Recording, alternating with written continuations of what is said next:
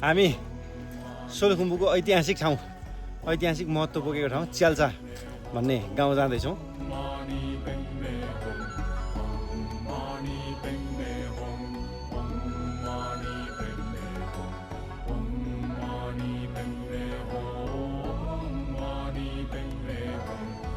ल हामी च्याल्सामा छौँ र यो च्याल्साको बारेमा चाहिँ दाइलाई कति थाहा छ, यहाँको विस्तृत जानकारी दिनु पर्यो तपाईँलाई थाहा भएको जति।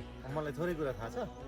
च्याल्सा चाहिँ कस्तो ठाउँ रहेछ भने सन् 1949मा चाइनाले तिब्बतमाथि जब आधिपत्य जमायो, त्यसपछि चाइनामा फ्री तिब्बत मुभमेन्ट सुरु भयो दलाई लामाहरूको अगुवाईमा। त्यसपछि उनीहरू त्यहाँ बस्न नसकेर त्यो चाइनिज आर्मीले उनीहरूलाई अब फ्री तिब्बत मुभमेन्टमा लाग्नेहरू जतिलाई त्यहाँ बस्न अलि असहज भएपछि उनीहरू भागेर सीमावर्ती क्षेत्रबाट सोलुखुम्बु, मुस्ताङ विभिन्न जिल्लाहरूमा छिरे। अनि सोलुखुम्बुमा छिरेकाहरूलाई चाहिँ केही शरणार्थीहरूलाई जुनबेसीमा र केही शरणार्थीहरूलाई च्याल्सामा ल्याएर राख्ने काम भयो।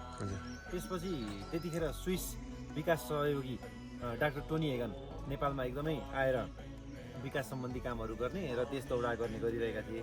पञ्चायतकालमा राजा महेन्द्रसँगको चाहिँ टोनी हेगनहरूको सल्लाहले के गरियो भने यहाँ त्यत्तिकै शरणार्थी राख्नु मात्रै एउटा बोझिलो भयो, उत्पादक हुन सकेन।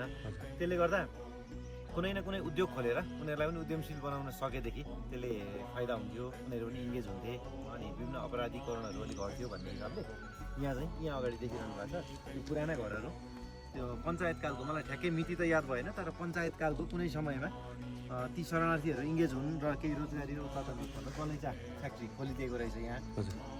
अनि त्यो गलैँचा बनाउने घरहरू चाहिँ यो पुराना घर, यो पछाडिको घरहरूमा।